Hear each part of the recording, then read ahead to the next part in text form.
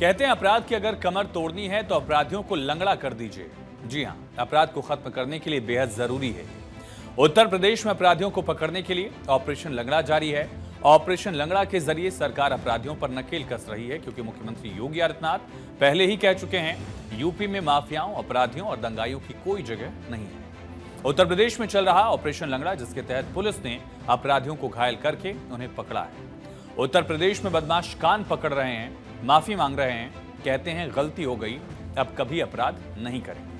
हमने जो लाइन कही थी ना, अपराध की अगर कमर तोड़नी है तो अपराधियों को लंगड़ा कर दो। उत्तर प्रदेश की पुलिस इसी विचार पर चल रही है और उत्तर प्रदेश को अपराध मुक्त बनाने में लगातार पुलिस काम कर रही है। उत्तर प्रदेश से अपराध को खत्म करने के लिए योगी सरकार ऑपरेशन लंगड़ा चला रही है। अवध से लेकर एनसीआर तक बीती रात पुलिस के साथ 6 से ज्यादा एनकाउंटर्स हुए। इसमें पुलिस ने आरोपियों को ऑपरेशन लंगड़ा के तहत पकड़ लिया। गाजियाबाद, लखीमपुर खीरी, बुलंदशहर, नोएडा, शाहजहांपुर, फतेहपुर, ये 6 तस्वीरें आप देख रहे हैं किस तरह से उत्तर प्रदेश पुलिस का ऑपरेशन लंगड़ा जारी है। शाहजहांपुर कह लीजिए कि रोहिलखंड का एक तरह से हिस्सा है, लखीमपुर खीरी अवध, नोएडा एनसीआर, गाजियाबाद की तस्वीर बुलंदशहर भी एनसीआर, और इसी तरह से पश्चिमी यूपी के फतेहपुर में भी एनकाउंटर हुआ। बदमाशों को पकड़ा गया, अलग अलग अपराधों में इन पर शामिल होने का आरोप है। शाहजहांपुर में 4 साल की बच्ची के साथ दुष्कर्म करने वाला आरोपी मुठभेड़ के दौरान गिरफ्तार हो गया। पुलिस को देखते ही आरोपी ने फायरिंग शुरू कर दी थी। इसके बाद इसको कार्रवाई के साथ गिरफ्तार किया गया। उत्तर प्रदेश की पुलिस लगातार अलग अलग जगहों पर किस तरह से ऑपरेशन कर रही है, उसकी तस्वीरें भी सामने हैं। पुलिस की तरफ से चली गोली आरोपी के पैर में लगी। मुठभेड़ के बाद पुलिस आरोपी को अस्पताल में इलाज के लिए भर्ती कराने पहुंची। दुष्कर्म पीड़िता ने ही आरोपी की पहचान उसकी तस्वीर को देखकर की थी। आरोपी संजू उर्फ संजय बच्ची ने दरअसल ये जानकारी दी कि उसने बच्ची को मिठाई खिलाई थी और बच्ची को फिर उठाकर ले गया था। लगभग 4 वर्षीय बालिका के साथ दुष्कर्म की सूचना प्राप्त हुई। इस सूचना पर सभी उच्च अधिकारीगण मौके पर पहुंचे और पीड़िता के पिता की तहरीर के आधार पर वाइस्तवा मुकदमा पंजीकृत किया गया। थाने पर सूचना प्राप्त हुई कि उक्त अभियुक्त भागने की फिराक में है और जिंदो वाली पुलिया के समीप से गुजर रहा है। इस सूचना पर थाना प्रभारी अपनी टीम के साथ मौके पर पहुंचे, घेराबंदी की। जब उक्त अभियुक्त ने खुद को घेरे हुए पाया तो पुलिस पर फायर कर दिया। पुलिस ने आत्मरक्षार्थ जवाबी फायरिंग की, जिसमें से एक गोली उस अभियुक्त के पैर में लगी, जिसे तत्काल चिकित्सा हेतु निकटवर्ती अस्पताल में भर्ती कराया गया है। अग्रिम विधिक कार्रवाई की जा रही है। लखीमपुर खीरी के कस्बा मोहम्मदी में भी बीती रात पुलिस और बदमाशों के बीच मुठभेड़ हुई। पुलिस के मुताबिक मीटर रीडिंग के बहाने बदमाशों ने घर में घुसकर महिला से लूटपाट की थी। बदमाश महिला के जेवर और नकदी लेकर फरार हो गए। इसके बाद पुलिस ने मुठभेड़ में बदमाशों को गिरफ्तार किया। बदमाशों के पास से 2 तमंचा और कारतूस बरामद किया गया है। ज्वेलरी भी बरामद कर ली गई है, पुलिस ने जानकारी दी। सूचना पर एसएचओ मोहम्मदी अपने पैराफोर्स के साथ यहाँ रवाना हुई। जैसे पहुंचे, बदमाशों ने चारों घिरता हुआ देख करके पुलिस पार्टी पर फायर करना शुरू कर दिया। पुलिस ने भी अपने बचाव में आत्मरक्षा फायर किया, जिसमें एक बदमाश के पैर में गोली लगी और जो 2 बदमाश थे वो भागना शुरू किया। पुलिस ने घेर कर दोनों पकड़ लिया। जब उनसे जानकारी की गई तो तीनों के नाम, जो घायल है उसका नाम जितेंद्र वर्मा बताया उसने, जो भागे हुए थे, फरार थे, गिरफ्तार किया था, उनका नाम एक का विनोद, दूसरे का मिराज है। नोएडा के थाना सेक्टर 58 में police team niger company sector 60 के पास चेकिंग कर रही थी। चेकिंग के दौरान एक संदिग्ध मोटरसाइकिल सवार नजर आया। पुलिस ने जिसे रोकने की कोशिश की। पुलिस का वर्जन यह कि बाइक सवार रुका नहीं, भागने की कोशिश करने लगा। पुलिस ने संदिग्ध को घेर लिया। इसके बाद उसने पुलिस पर फायरिंग की। पुलिस की जवाबी फायरिंग में व्यक्ति के पैर में गोली लगी और वो नीचे गिर गया। इस बदमाश की पहचान सोनू उर्फ मोटा के तौर पर हुई है। एडीसीपी मनीष मिश्र ने बताया कि शातिर किस्म का अपराधी है। इसके 2 और साथी हैं, इनकी भी तलाश लगातार की जा रही है।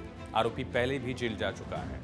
इसी तरह से गाजियाबाद में बुधवार रात 2 जगहों पर मुठभेड़ हुई। इसमें पुलिस और बदमाश दोनों तरफ से फायरिंग हुई। कुल 2 बदमाशों के पैर में गोली लगी है।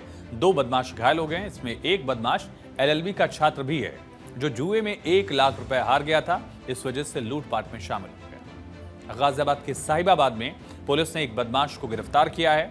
पुलिस के मुताबिक चेकिंग के दौरान उन्होंने स्कूटी सवार जिससे रुकने का इशारा किया। स्कूटी लेकर काफी तेजी से भागने लगा। पुलिस टीम ने उसका जब पीछा किया तो रामपुरी रेलवे लाइन पर उसकी स्कूटी फिसल कर गिर गई और फिर उसने अपने आप को बचाने के लिए पुलिस टीम पर फायरिंग कर दी। जवाबी कार्रवाई पुलिस ने की, बदमाश को गोली लग गई है। इसी तरह से उत्तर प्रदेश के फतेहपुर में पत्रकार दिलीप सैनी की हत्या में शामिल 2 मुख्य संदिग्ध बुधवार को एक मुठभेड़ के दौरान पुलिस के हत्थे चढ़ गए। एएसपी के मुताबिक अनुराग तिवारी उर्फ अन्नू और आलोक तिवारी उर्फ अक्की ने अपनी कार रोकने की बजाय पुलिस टीम पर अचानक गोली चला दी। पुलिस ने जवाबी कार्रवाई की, बदमाश के पैर में गोली लगी, दोनों को गिरफ्तार कर लिया है। दोनों संदिग्ध आरोपी आपस में भाई बताए जा रहे हैं। पुलिस ने इनके कब्जे से हथियार और कारतूस भी बरामद कर लिया है। जनपद फतेहपुर में पुलिस अधीक्षक महोदय के निर्देशानुसार वांछित अभियुक्तों और पुरस्कार घोषित अपराधियों के विरुद्ध गिरफ्तारी अभियान चलाया जा रहा था। इसी क्रम में इंटेलिजेंस स्विंग टीम और थाना मलवा टीम द्वारा संयुक्त रूप से कंची मोड़ के पास बृहद गांव वायदापुर में संयुक्त रूप से चेकिंग की जा रही थी। उसी समय रेनॉल्ड क्विड कार से 2 व्यक्ति सामने से आते हुए दिखाई दिए। पुलिस टीम द्वारा रोकने का इशारा करने पर वे वापस मुड़ने का प्रयास करने लगे। पुलिस टीम द्वारा घेराबंदी करके उन्हें रोका गया तो गाड़ी में बैठे व्यक्ति के इशारा करने पर गाड़ी चला रहे व्यक्ति द्वारा पुलिस टीम पर लक्ष्य करके फायरिंग की गई। जवाबी फायरिंग पुलिस टीम द्वारा आत्मरक्षा जवाबी फायरिंग में एक व्यक्ति को पैर में गोली लगी। बुलंदशहर की खोजा पुलिस ने एनकाउंटर में इनामी बदमाश को गिरफ्तार कर लिया है। बदमाश पर 15,000 रुपए का इनाम था। आरोपी बदमाश के पास से अवैध हथियार और लूट की बाइक बरामद कर ली गई है। आरोपी बदमाश को इलाज के लिए जिला अस्पताल में भर्ती किया गया। योगी सरकार के 7.5 साल के कार्यकाल के दौरान पुलिस मुठभेड़ की लिस्ट पर अगर नजर डालें तो अपराधियों में जाति का एंगल कहीं नजर नहीं आता। योगी आदित्यनाथ 19 मार्च 2017 को यूपी के मुख्यमंत्री बने। तब से लेकर अब तक प्रदेश में पुलिस और बदमाशों के बीच करीब 12,500 से ज्यादा मुठभेड़ हो चुकी है। 7.5 साल में 207 बदमाश ढेर हुए हैं। 17 पुलिस जवानों की शहादत भी हुई। अब तक कुल एनकाउंटर्स की संख्या 12,525 है। एनकाउंटर में मारे गए बदमाशों की संख्या 207 है और घायल बदमाशों की संख्या 6500 के करीब बताई जा रही है। मेरठ जोन में मारे गए अपराधियों की संख्या 66 से ज्यादा है। वाराणसी जोन में मारे गए अपराधियों की संख्या 21 बताई जा रही है और आगरा जोन में मारे गए अपराधी भी 16 से ज्यादा बताए जा रहे हैं। मेरठ जोन में लगभग 66 अपराधियों का एनकाउंटर हुआ और एनकाउंटर में इनकी मौत हुई और इसी तरह से वाराणसी जोन में 21 से ज्यादा आरोपी मारे गए हैं। एनकाउंटर्स में आंकड़ा सामने आया और साथ ही दरअसल पूरब से लेकर पश्चिम तक आगरा जोन में भी लगभग 16 से ज्यादा अपराधी मारे गए। यूपी में इस 7 साल में 207 अपराधी ढेर हुए हैं। पकड़े गए आरोपी 27,000 से ज्यादा हैं। 17 पुलिस जवानों की भी इस दौरान शहादत हुई। मुठभेड़ में घायल जवान 1500 से ज्यादा की संख्या है। बता दें कि 7.5 साल में सबसे ज्यादा 41 अपराधियों के एनकाउंटर 2018 में हुए थे। किस साल में कितने एनकाउंटर हुए ये आंकड़ा भी देखिए। साल 2017 में 28 एनकाउंटर हुए। 2018 में 41 एनकाउंटर्स में आरोपियों को ढेर किया गया। 2019 में ऐसे 34 एनकाउंटर हुए। 2020 में ऐसे आंकड़ों की संख्या 26 है और 2021 में भी 26 एनकाउंटर्स इस तरह से हुए। 2022 में आंकड़ा 14 का है। 2023 में 26 एनकाउंटर हुए और 2024 में इस साल अभी तक 12 अपराधी ढेर किए जा चुके हैं। यूपी पुलिस ऑफिशियल तौर पर यह आंकड़ा उसकी तरफ से सामने आया। फिर से आपको बताते हैं, अगर आपने ध्यान दिया हो, देखिए 2017 में 28 एनकाउंटर्स में अपराधी जो हैं वो मारे गए। फिर अगले साल 2018 में सबसे ज्यादा एनकाउंटर्स इस तरह से हुए हैं। 41 एनकाउंटर 2018 में हुए। 2019 में आंकड़ा 34 का था और फिर 2020 में इसी तरह से 26 अपराधियों का एनकाउंटर हुआ। 2021 में भी आंकड़ा पिछले साल जितना यानी 26 ही था और फिर 2022 में दरअसल 14 एनकाउंटर्स हुए। 2023 में आंकड़ा 26 का था और 2024 में इस साल अभी तक करीब 12 अपराधी एनकाउंटर में ढेर किए जा चुके हैं। यह आंकड़ा सामने आया है यूपी पुलिस का।